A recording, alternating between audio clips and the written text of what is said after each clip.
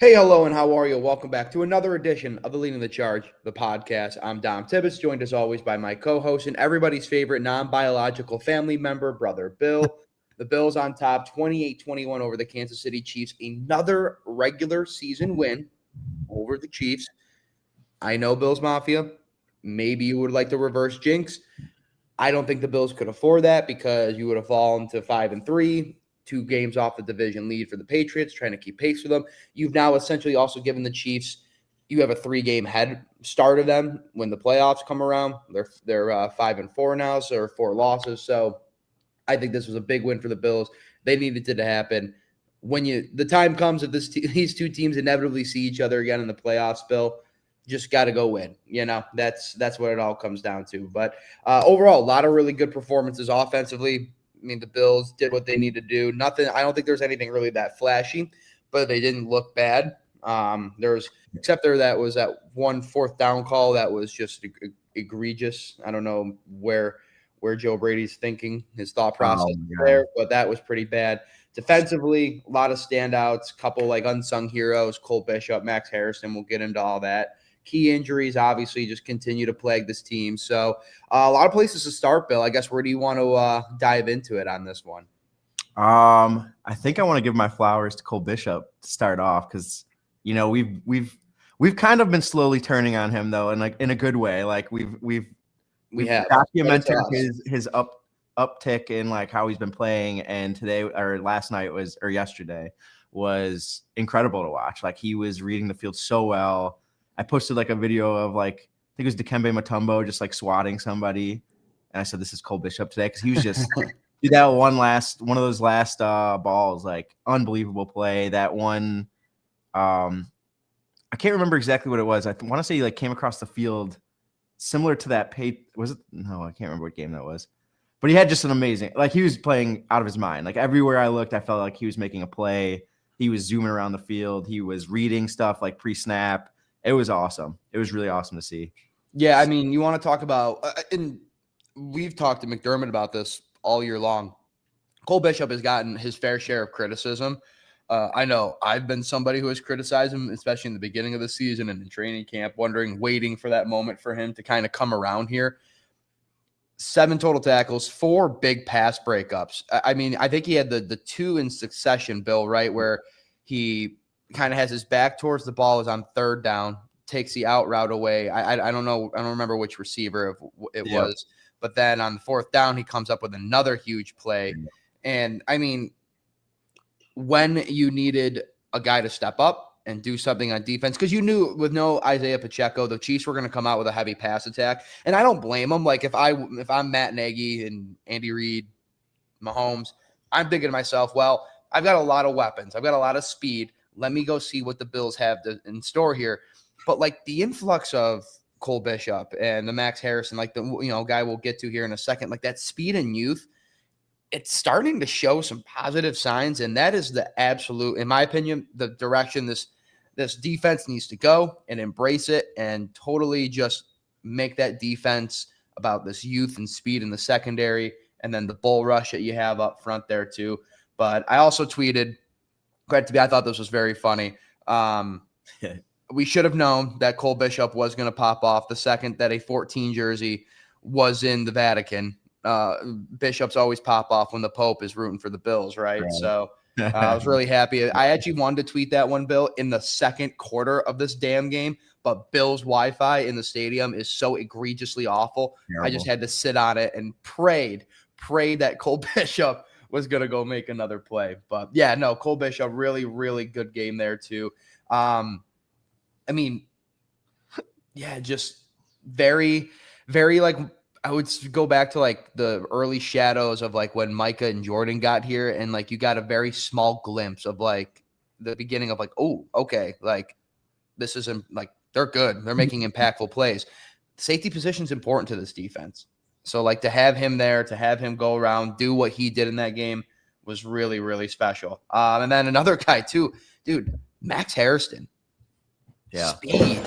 Sorry, that was a dish in my my kitchen's going crazy for Max Harrison. But even before the interception, Bill, did you watch the highlight of him going stride for stride with Worthy, essentially?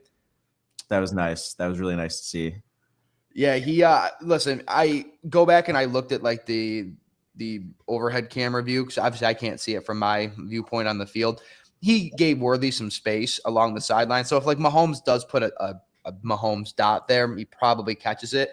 But we talk about the speed thing again. Like, who's going to go up against an Xavier Worthy? Who's going to go up against a Rashee Rice? Like, Max Hairston, like proving the speed again, like exactly what you got out of him. And I love what he said after the game. He said, I ran a fast 42. I just want to go out there and prove it. So I get Brandon Beane hasn't always struck on his first round picks. And I think it's a little too early to call like Max Harrison a bona fide winner, but all signs pointing in the right direction. What did you take out of that? Yeah, man, he's just got juice. It's nice to see. It's fun to watch. It's just like, yeah, like you said, like we're kind of used to, maybe not. Like I was very apprehensive about getting too excited about him, especially after like the Elon thing, and he was supposed to be like your fast boundary corner. And but it is cool to see, and it's really interesting because we're so used to like a soft zone, and they kept drafting these like man corners, like with Kair first, and then him. And it's nice to see that this is probably what they were, hoping Kair could do. And now they can implement it. Like he can like stick with the burner or like play man and get up on somebody. And he's fast enough to just do that. And we really have lacked that probably since like, I don't know, prime Trey, maybe. He was fast back in the day. I don't think he was this fast though, honestly. No, but in terms of just like somebody who you truly like felt like you could rely on it in that sense, like it was Trey with just his ability to kind of play into both. And I think the Bills defense, Elam is kind of a mystery. And because my former colleague and my friend Bree Aldridge reports for the Cowboys down there now too, and like we've talked about, Elam is a debacle. Like they're having somehow the Bills got a 7th round pick for Kaiir Elam, and they won that trade. Like that's how bad it's going for him in Dallas. So he's kind of an anomaly. There always will be. I always feel like with a Sean McDermott defense, like you get anybody into this, if you're not just a catastrophically bad defender, example Kaiir Elam, if you're not that, you're gonna find some sort of success. Like why is Jordan Poyer, at this age in this part of his career, why is he kind of like just back in this role, right? Well, familiarity 1, 2, but like guys like him, you come in a little bit fresh off of a stint with another team, and it's just like the familiarity, the role, it all fits. I feel like in the secondary, there's like it's almost like a plug and play defense. Like you can kind of put almost anybody in there, and you feel like you're gonna just be able to tread water. But Max Harrison, though, is a guy where you feel like you're gonna have a life raft, and you're gonna be able to get ashore with him. Which again, like when you talk about, Bill, the teams that the Bills are inevitably going to have to play, not only just to finish the regular season, but if they make the playoffs and then they're going for the Super Bowl run, like you're going to need that kind of that juice and that energy. And yeah, that is what Max Harrison brings. This is like a very like, I don't know, kind of note to bring up here. In the post-game press conference room, Max Harrison's smile, respectfully, lights up a room, dude. What a happy day. I want to find something in life that makes me as happy as Max Harrison getting to tell us that my first NFL interception was off Patrick Mahomes, which is that's pretty sick. That's pretty sick. That's a high what's the word I'm thinking of? Like a high thing to aim for. It's a high bar. It's a high standard. Bar. Well, even on draft day, dude, when like I remember watching and I didn't even know who it was, and he was just dapping up every single person who came in his vicinity and was like super hyped up for everybody. And when we drafted him, I was like, oh, that's that like super happy dap up guy. So definitely true to who he is, it seems like. But yeah, and then also to add into your plug and play veteran thing we were kind of just talking about, Big Phil played good yesterday. Big Phil was holding it down. Almost had a one-handed diving interception, which I would have been absolutely insufferable if that happened. I know anytime I see him out there, I'm just thinking of you because I'm like, I just want him to I need a highlight so that we can go spend 5 to 10 minutes of Bill getting in there. But that play was, here's the thing. I wish I could go ask Big Phil right now about it. There's no way he saw that ball almost trickle into his arms. I feel like he was just making a rush, and then all of a sudden, at maybe the last second, he probably felt the ball touch his body and was like, "Oh, oh, I got to go maybe I can go make a play here. But still, like, he comes down with that. I mean, this my God. podcast doesn't start with Cole Bishop, doesn't start with Max Harrison. We probably bring Big Phil in on it. It would have been just. It would have just been an hour of Big Phil talk. That's it. Sticking right to our brand. But yeah, I mean, listen, like it's time. It's also big for Big Phil now is like, you know, with the injury that we'll get to with Michael Hoyt here in a second, like he's gonna have a bigger role now. Like now this like, oh, Big Phil is just coming in to pump up the crowd and do whatever. Like, no. Like Big Phil has an important role now, you know, depending on what they decide to do at the trade deadline, if they want to bring anybody in, but like they're going to need him. They're going to need Daquan Jones to get back. You know, because like I mentioned, I guess we'll just get into it. Bill, there's a lot of positives still from this game we haven't gotten to, and they will offensively. We'll get there in a second, but the injury luck with this team is just crushingly brutal. One step forward, 2 steps back. I say Michael Hoyt goes down with a torn Achilles. He's likely done for the season. I don't. There's nothing quick about an Achilles recovery injury. So even though McDermott didn't really give us any like timeline on when he's coming back, like don't expect him to come back. But you know, you and I were saying this before we were recording. Didn't it feel like from like 2019 to 2021, like Josh's kind of first couple years when this team was ascending, they made the playoffs for the first time, and going from 19 to 21. I just don't feel like the injury bug was this brutal. You just always had like little dings, little nicks, but it wasn't this significant. And it feels like every year since at least I've been covering this team since 22, there's a significant injury that the Bills have to deal with. And they've had a couple this year, but it's just like, when does it stop? And when does it stop happening to impactful players? Yeah, I mean, this is really so sad. Like that guy came in and immediately made a difference. And that's like what, I mean, hand up, I was kind of saying this guy's not a game. You know what I mean? These guys we're waiting for aren't necessarily game wreckers. And he was proving me wrong. He looked like a wrecking ball. Like he just had so much energy. Like you could tell that other players were getting opportunities off what he was doing. And then he was also capitalizing. I mean, the dude takes one step, tears his Achilles, stumbled for a second, and then immediately starts trying to rush the passer still, like in that clip. That's insane. Like that, oh man, it sucks. And that's such a bad injury. Like that's one of those injuries that like, I feel like ACLs and stuff have really advanced and people come back decently fast. Right. And, like, the recovery time on it's a little bit better. You don't even seem like lingeringly affected really anymore. Like I remember when I was a kid, if someone tore their ACL, it would be like, oh, that's it for him. Like he's never going to be the same. But Achilles are just like so much burst and like cutting, and you never really know with an Achilles. So that sucks. I know we're not there yet with modern science, but I know that if we had some more advancements, I think there'd be like 100,000 Bills fans lining up to donate their Achilles to Michael Hoyt right now. I've seen a lot of that on social media, and I agree. I got 2 of them. I don't really need them. I would have done it. No, they would. Bills Mafia would be lying out the door at ECMC right now, waiting, or whatever orthopedic center Michael Hoyt's choosing to go for his surgery. But yeah, I mean, listen, like it's a couple games in, right, for Michael Hoyt. Like not even, I don't think officially 8 quarters with him, but the spark, you mentioned the energy, and like he just really played his role well, and they were able to do so much with him, whether that was put him on the interior, stretch him out to the outside. I go back to one of the sacks that I think Bosa got credit for it, or no, it was the one where Hoyt got half a sack on it, but like, and he was setting up a bunch of sacks. So the one Bosa sack that he had was also a nice setup from Hoyt too, but it started with this one. I'm thinking of started with Bosa. It was a beautiful like 3-man like tic-tac-toe to get this sack on Patrick Mahomes. It was Bosa got the initial rush and forced Mahomes out of the pocket. When he was I think he was scrambling towards the Chiefs sideline, Greg Rousseau set the edge and blocked him and put him back directly into the loving Ivy League arms of Michael Hoyt, who then proceeded to put him into the ground for a sack. Like that was the 1, 2, 3. Like I was watching this unfold, and I looked to my buddy who's shooting the game next to me, and I'm like, this is an unbelievable combo. If they can keep this up and keep finding ways to get this to happen, like, we've talked about this before too, Bill. Like, go back to the Super Bowl with the Chiefs and Eagles this past year. What did the Eagles do so well that gave the Chiefs so many headaches? A great pass rush. Like, that's so many pass rushes yesterday, so many hurries, so many quarterback pressures on Patrick Mahomes.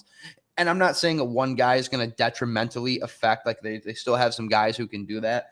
But losing Michael Hoyt, I mean, again, less than 2 games in, it's a big blow to this team. And that's in consecutive weeks where you just also lost Ed Oliver, inevitably until at least what Ed is saying on Instagram, when and if they go to the Super Bowl is when you would get Ed Oliver back, So like, it's one thing after the other. I don't know how this team continually like suffers this injury loss and this bad luck with it.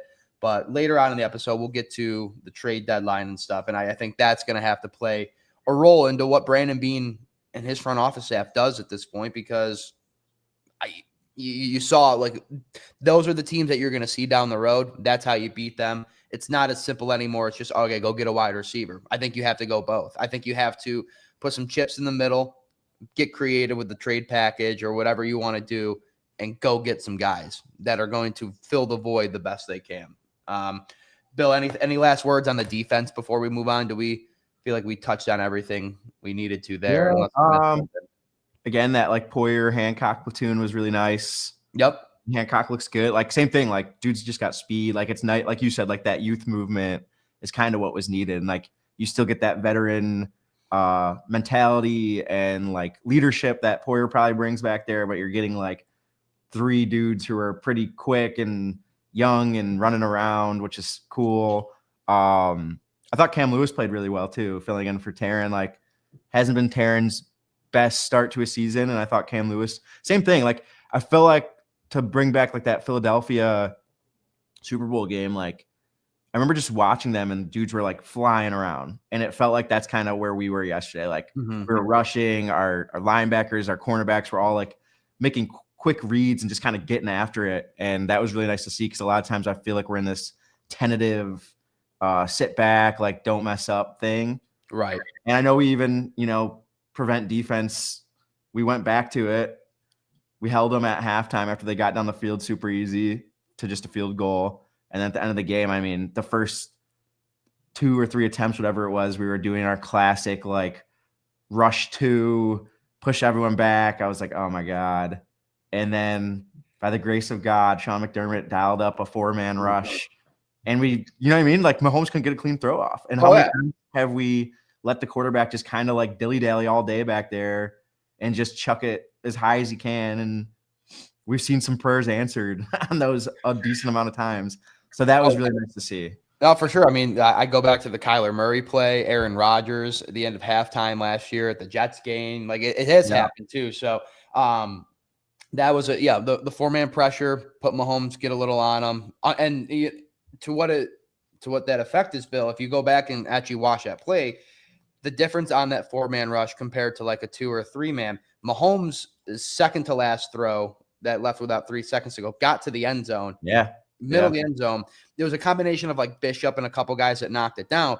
They did knock it backwards though. Had Hollywood Brown been about 2 steps more forward, he probably could have made a diving attempt and caught it, but he was just out of position. The next play, you brought some pressure. Mahomes underthrew it. Yeah. It wasn't even in the end zone. So it would have had to been tipped back substantially to get back into the end zone. So yeah, big play from the defense there too. You brought up another play that I want to get to.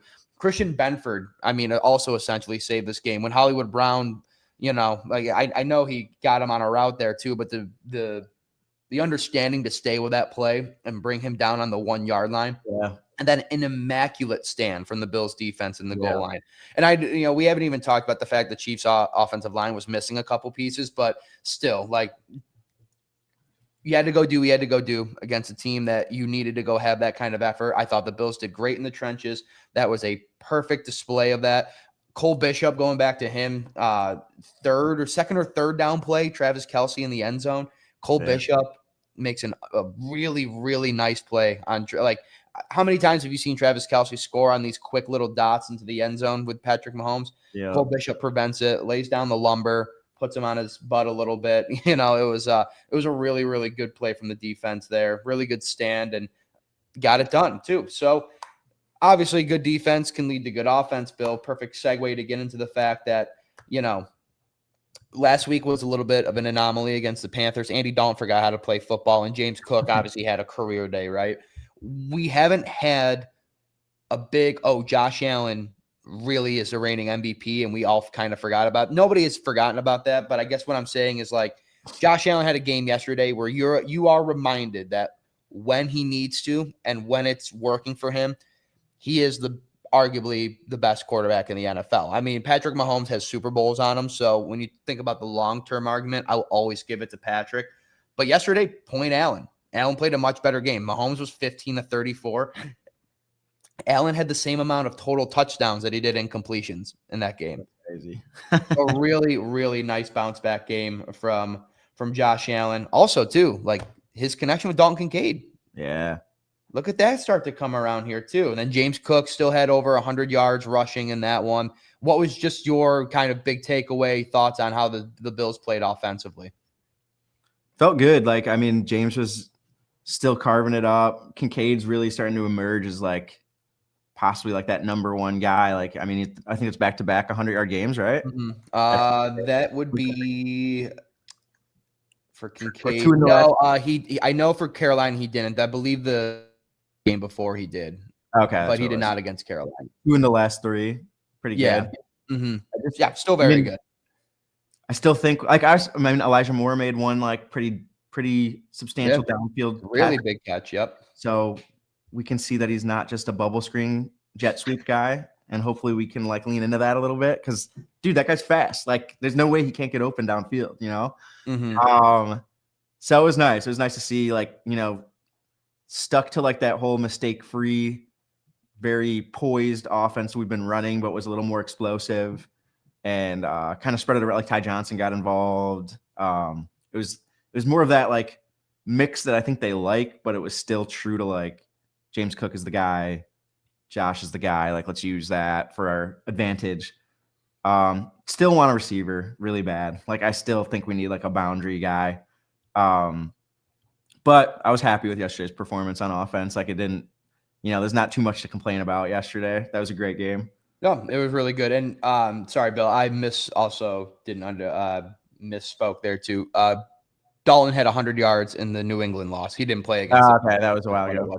So, but within his 2 of his last 3 games, he's had over 100 yards. It's really, really positive. There's a formula, like we saw it last year, where you could go offensively and find a way to do it with these pieces. I think yesterday was like the screen game was like working for them, which was like not. I still don't think that's anything you should rely on if you're Joe Brady.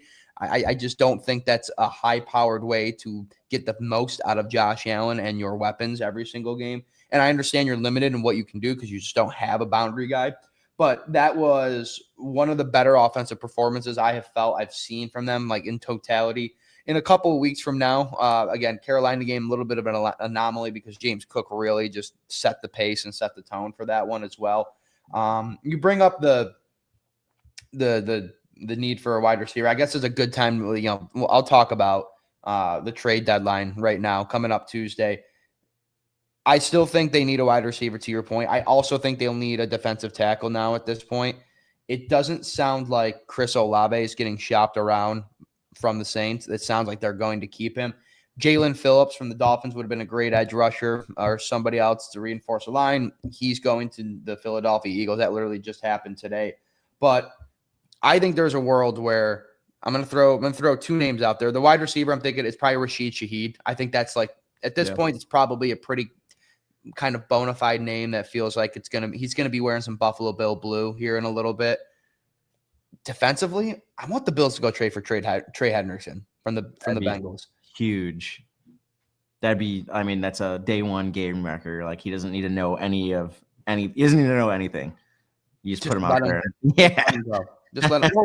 Because like my argument here is like, and this isn't like me saying like, oh, the go all in, do the 2021 Rams mindset and just go all in. But there's a window, right? Like the Bills are 6-2. They're currently 5th. They're still, a half a game back technically from the Patriots, and they don't have the tiebreaker on them currently.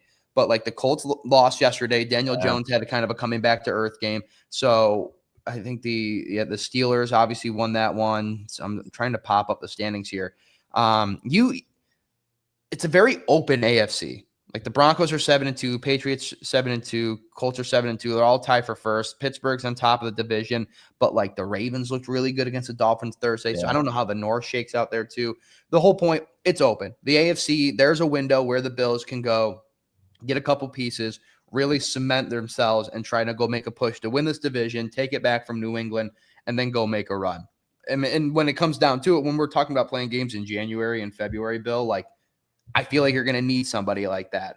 You're going to need Trey Hendricksons. You're going to need a Rashid Shaheed or just somebody along the boundary that gets it done. You bring up Elijah Moore's play. Like I was really excited just to see him get down the field. A lot of routes that I've seen him get open for, and Josh they haven't connected. I was happy to see him actually get one of these. But yeah, if it's still, there's like a minute detail that you're like, man, I know everybody eats, and like when this offense does work in that aspect, like it's nice. But I just think it's like one little thing this Bills offense needs. And like I feel like we'd have much different conversations every week rather than us having to be like, well, Khalil Shakir caught 7 bubble screens and had 7 yards, and 40 of them after the catch. I don't know. I'm with you. It's a long-winded way of me saying I'm with you because I don't know how many more times I can keep having this conversation, and Keon didn't look great yesterday. Again, kind of a nothing burger game from him. It's an area that needs to be addressed. I like Shaheed too. I am worried that like he's similar to Curtis and Elijah and like what he is capable of doing. And I don't necessarily trust Joe Brady to like not do that. You know what I mean? Like for sure.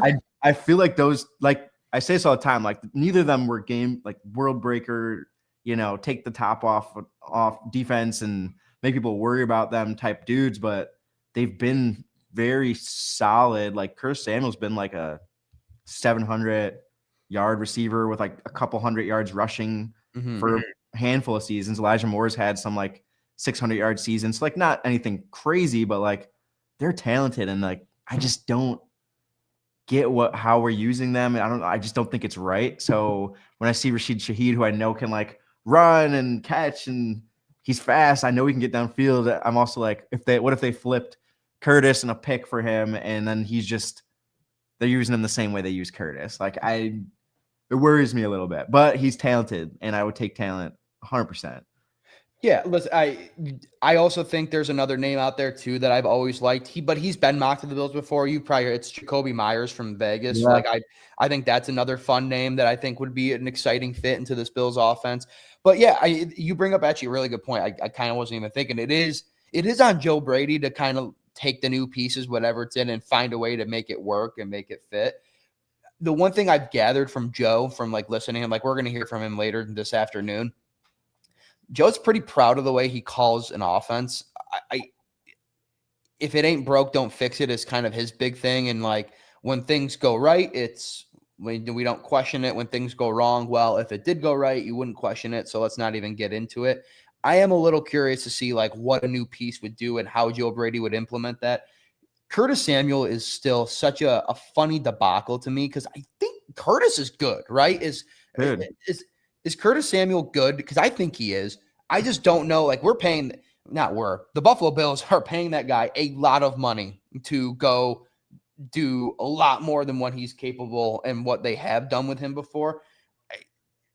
I don't know. I don't know what he's waiting for. And the more I think of it, I'm going back to your point. I'm like, what does he do with a Jacoby Myers or a Rashid Shaheed or just any other pick a receiver that they make a trade for at the deadline? Like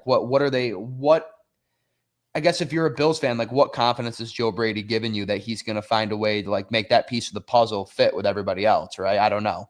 Yeah, and that's like kind of a big worry of mine. Like when Curtis came here, I was fired up, and he had his best year ever under Joe Brady in Carolina. So I was like, this guy knows how to use them. I just don't quite get, and even like we've said, like there's times when Elijah Moore's open and Josh doesn't see him.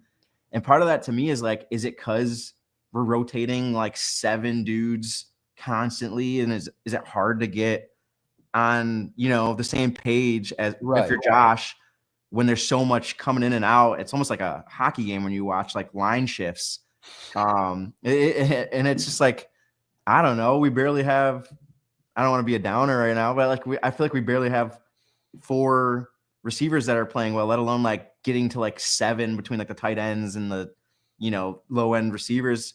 So the whole rotation and like the way we're using stuff, I sit back and I know it's easy to blame Josh or it's easy to blame the receivers, but I'm like, these guys are talented. I think they're capable of it. And it's on maybe the scheme isn't, working for them. And Right.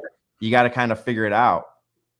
I think back to when Brady first took over and Diggs was here and he immediately went from like a 82% play rate or whatever to like 47%. And at first I was like, oh, that's just, first I thought maybe he was dealing with an injury. Then it was, he gets traded that offseason. I'm like, maybe he just mentally checked out. But now, like, after this many times, it's like, no, this is the offense Joe Brady likes and wants. I don't know. I have to imagine it's hard as like a quarterback when you have new targets like Elijah Moore or Josh Palmer, like they haven't played with you before. And then they're constantly getting in and out. And it's hard to build that like chemistry. Yeah, those are all really good points, and that's why I'm just like, well, what does a new receiver do? Like, how quickly does this chemistry get established with a new receiver they bring in? Like, there hasn't been any signs to me that they can't get it together with the receivers they currently have. So it's more so, I think what a receiver does, the more I was thinking of it as you were talking, Bill, is you do need somebody that defenses truly have to like account for. I used to use the word like it has to strike fear into an opponent. I think given what the Bill, especially now with the fact they're going to need, I think they really need a defensive tackle or somebody on the line as well. I don't think they're going to go get a receiver that's going to be like, oh my God, like striking fear into an opposing defense. But you do need somebody who's going to make a defense account for them on the field. So it opens up other things. Maybe that is what they need. So it opens up those opportunities for Curtis and Elijah and Tyrell Shavers and all these, all these other guys and Keon that just have been kind of irrelevant. There was at one point while you were talking to, it made me think of this tweet. I think it's from Howard Simon, our friend from Leading the Charge. He tweeted, I think it was like maybe second or late second quarter, that the 3 longest pass plays were all tight ends. It was like the 31-yarder to Dalton Kincaid, the touchdown, then like a 28-yarder to Dawson Knox, and an 18-yarder to Jackson Haas on the little like flip pass from Josh Allen. Yeah. Until Elijah Moore caught that 28-yarder or whatever he did, it was like the tight ends were the biggest plays air yard wise, over 15 plus yards or whatever it is too. Like that's great. And I really like that, like Jackson Haas emergence has allowed you to be able to like give James Cook the opportunities. And like Reggie Gilliam has looked really good in blocking for James Cook. So like that's a very good aspect of an offense, because like when you can run it down a team's throat, success comes, right? My concern is like when that gets stopped, though, when teams just decide to stack the box and this can sound crazy, say, hey, Josh Allen, go beat us with your receivers. I feel like Josh should be able to win that, but it's not a given anymore. Like if you get one, think about it though, like if you get one piece that makes this passing offense a little bit more difficult to deal with as a defense, you already have a really solid run game behind a good offensive line. The Bills become a really complete offense. And when you want to talk about, all the ways that maybe the Bills defense, if they start to ride the roller coaster a little bit, all the Bills have to do is just score, right? Like score 35 points a game. They can do that. It's Josh Allen. Like go score, just score the ball. Just go find a way to get the ball in the end zone and you're going to be fine. So yeah, it's I'll be very, very curious to see. There's another name, I think, the defensive tackle wise that we were talking about yesterday too. And I don't know who said this in the media room yesterday, so I don't want to take credit for it because it wasn't me. Bill, I think by the time or shortly after this episode gets published, old Bill's friend Harrison Phillips is probably going to be a Buffalo Bill. I would like that. I was kind of shocked we weren't in on it when he got traded for like peanuts. Like it was like a 6th-round pick or something like that. And I'm like, I'm surprised they didn't bring him back. Well, maybe it's because he got traded for peanuts and Bean's like, well, I can go get him for the shell of a peanut, from the Jets here. But that'd be a name too. So we'll see how that all shakes out here. Bill, before we go into, I'm looking at our notes here. I want to talk about your game day video this week. Is there anything else game-wise want to get to? Anything about Miami coming up here? Obviously that's like you don't want to get ahead of yourself or take anyone lightly, but like that team's kind of falling apart right now. They're trading off. It's definitely a trap game, but It like might be a win. We don't even know what they're going to look like, honestly. Like today it started. Who knows if Waddle, Achan, like it'll be interesting to see who the team is that's showing up on Sunday. Yeah, I mean, well, now they've obviously interim GM. The fact that they're letting McDaniel finish out the season, I was a little head scratching, but like, hey, I guess they have faith in McDaniel. Maybe they're just like, listen, a coaching change would just be so detrimental to this team, and they think they would check out even farther. Or yeah, I don't know what that is, but yeah, it's still definitely a trap game. Can't go into Miami. You got to go handle business. Go win the games you're supposed to. Confident in the Bills with the way they looked yesterday too. So if Josh Allen has another game like he did, well, we'll be having another good Victory Monday podcast here, Bill. All right. Ladies and gentlemen, if you haven't seen Brother Bill's game day video this week, they're always very good. But this one was just, I mean, it was written like a Scorsese movie. It was just flawless execution from beginning to end. The bank robbery scene with the Chief Wolf guy was so good. I'll let you start it because I could just go over all the notes of like when I was watching this. It's so like I think I've told you this before, Bill, and like most people that are listening to this, when I wake up on like a game day like yesterday morning, I'm just like in my bed like a potato, half awake, just scrolling on Twitter aimlessly, and I just have no energy. But then when I'm like scrolling videos and then the Brother Bill video hits my feed and I just hear the crack of Labatt, the beginning of Seven Nation Army, and it's just like it's like a dopamine hit. It's like it's a beautiful natural alarm clock. I'm out of bed and ready to go. You're like Charlie in the Chocolate Factory's grandpa. Yes, just bringing right out of bed. Yeah, so the video, I mean, this is again like we're getting into territory where like I've done so many Chiefs videos and it's hard to stay fresh, I guess. So it was nice to like I kind of spun it on its head where it was like, okay, we always beat them in the regular season, we always lose in the playoffs, like maybe we reverse jinx it. And like you said, you weren't really willing to sacrifice a regular season game right now because we're in a division battle and we can't lose it. But I kind of just played into like, instead of beating up on them, let me be nice to them. And maybe that'll, get us some good juju or reverse curse them or something like that. So yeah, it started with like me having a existential crisis over what we've done. And I come to the decision that like to beat them, I have to be them. And I put on I actually ordered those buffalo masks that I had that I put on. Yeah. I ordered that like years ago. I can't remember why I was going to use it and just never did. It never made it in. So I've been sitting on that for like 4 years. So it was nice. And that was like a last second. I was just going to get a ski mask and do it. And then I was like, wait, this is funny because that dude's a wolf. I have a buffalo mask that I've had for 5 years that I never used.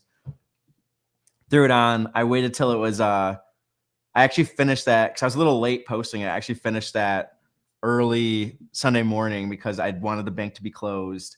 And I wanted to go when I knew there wouldn't be a lot of like traffic. So like nobody called the police on me because there's like a dude in a buffalo mask, like snooping around the bank. holding a comically like a pillowcase with $1 sign on it. Looking like a 1930 silent movie bank robbery. I get that. That's probably a good call on your end. So I wanted to make sure, I didn't get arrested or anything. So I waited till the morning to do that. I'm trying to think what was next in the video. Did I go to like the Swifties? So like, yeah, like instead of like kicking a Taylor Swift thing, I decided to bear gifts to the Swifties and make peace with them. That's great. That was good. And then the Harrison Butker skit where like his famous commencement speech where he went to a arena of women who just graduated from college and told them basically that they wasted a ton of money. And you making your wife sweep after too. That's part I lost it. I was like, this is so good. I was dying at that moment. She's a great sport. That was so funny. And then where else were we? Oh, the ribs. So like, dude, crazy story, crazy behind the scenes story. So I've used Jack Stack's barbecue multiple times because that's like a huge barbecue place in Kansas City. So I always get their sauce and like punt it or do something with it. And super nice, dude. They reached out to me last year. This is like the playoff game. So like I film it, comes out, they DM me. Like vibes are still high at this point. Like I'm still like, we're gonna win tonight. And they're like, hey, like hope your foot's okay. Love your video. Like maybe you can try our barbecue sauce instead of kicking it or something along those lines. Like we're gonna send you a package if you're okay. Like send us your address. So I was like, oh, that's nice. So I'm like, okay, send them my stuff. It comes obviously after we've lost, and I want like nothing to do with it. I'm like, F this. Like, I was just so mad. I literally get the package, put it in my laundry room, like forget about it. But I'm thinking it's barbecue sauce. It's like dry rub spice. Like that's what I know them as, Right. or like their products. So I just figured that's what it was. So we're filming this video. And Saturday after work, I'm like, okay, let me go get this box and there's some barbecue sauce in here. Need it for my props. Cut it open. And the first box, I see like a listing of like all the items that like an itemized like sheet of like what they sent me. And dude, it was like meats. Oh no. It was like, like a pound of brisket, like beef tips, like it sounded delicious. And I'm like, oh my God. 8-month expired meat. This is like, it hasn't been refrigerated at all. This has been like 10 months, dude. This was January. So I'm with my buddy and I'm like, oh my God, there's meat in here. And he's like, what do you mean? I was like, dude, I've had this since the last video we filmed when you were doing this like in January. So like luckily, dude, did not smell at all. I don't know how. It was double box, and then they had like the styrofoam cooler. So that's the first box. There's still another box. Bring it outside now because I'm like, I do not want this in the house. Cut open the second box. Still didn't smell, honestly.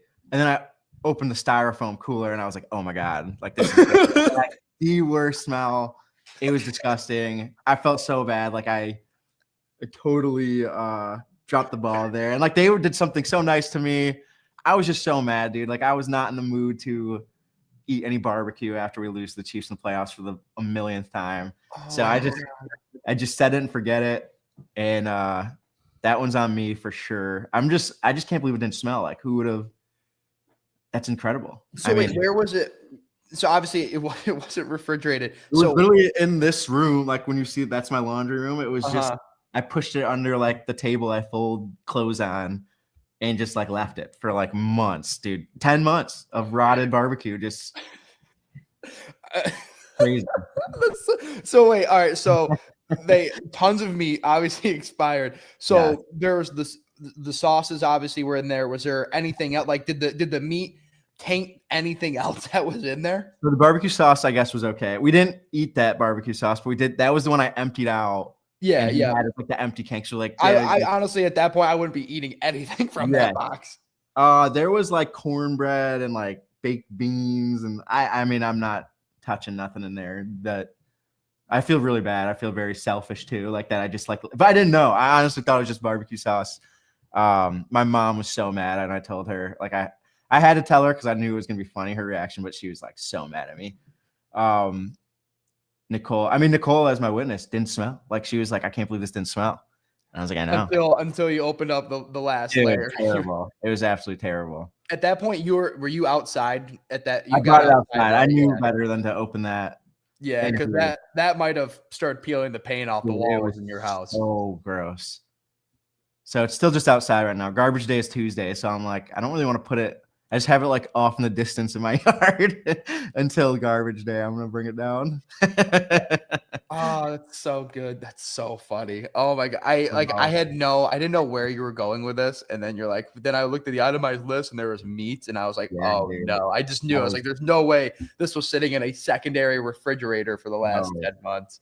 So then back to the video. I took the barbecue sauce. We did the whole barbecue. Like he's out of barbecue sauce. Yep. He recognizes me as Brother Bill. He thinks I'm coming to like mess up his ribs.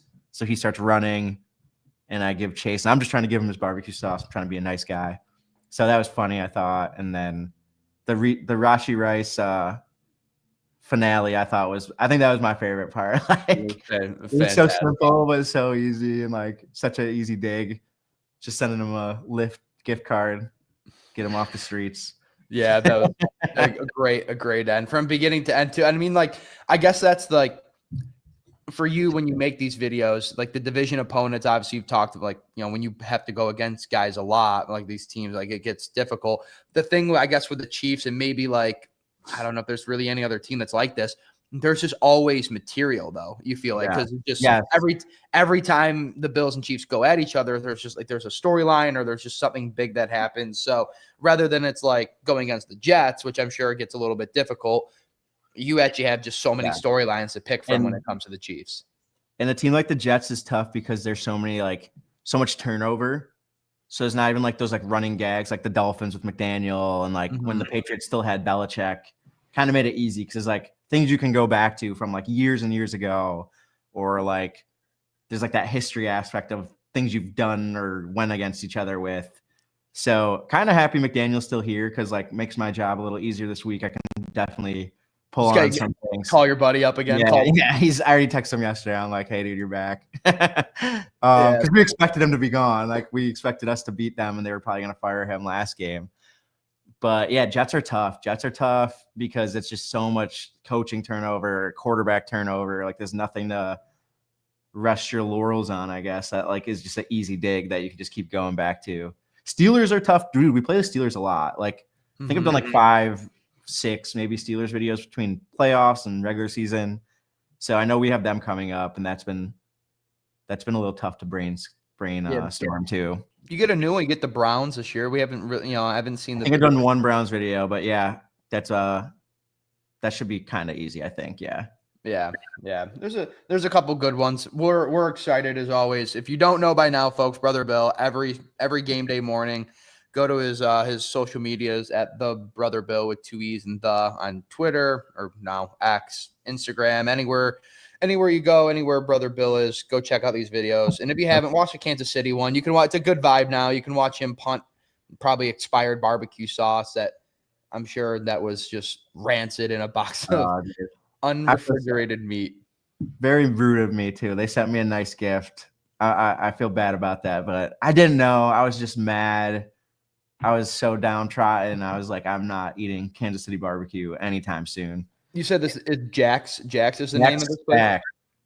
I'm almost. Let me make sure before I totally. Yeah, Jack's Stack, Kansas City barbecue. It's like a big barbecue spot there. That's like pretty notable to Kansas City people. Well, you know what we're gonna do, Bill? We're gonna tag them in this video, and we're gonna see if they'll send you some new meat. And this time, Brother Bill will, in fact, open the box, refrigerate the meat, and cook it properly. So I swear. Jack, thank you for that. Bill, any parting words to give to the people before we wrap up the episode here? Excited for what could happen. I think is today the deadline or tomorrow? Tomorrow, 4 p.m. Eastern on Tuesday. Yeah, so obviously today is Jalen Phillips already happened this morning. Yeah. So it's beginning. It's beginning. We're in line for an exciting 26 hours or something like that. I didn't come here to play school, so I don't know if that's right. But yeah, I'm excited to see what we do. I'm feeling really good. That was just a sick game, great. I mean, we saw some stuff out of McDermott that I'm not used to that I loved. See some young dudes taking strides, see the offense kind of come together. It was a really nice game. It was fun. Yep, that's a good victory Monday. Enjoy it, Bills Mafia. The Bills go to 6-2. They are still second in the division, but keeping pace with the Patriots. They are right now, if the season ended, they'd be the top wild card team. But again, one game separates them essentially from everybody on top of the AFC. So a good schedule ahead of them. Miami Dolphins coming up Sunday, 1:00 in Miami. We'll talk to you guys after that. But for Brother Bill, I'm Dom Tibbetts. This has been the Leading the Charge podcast. See ya.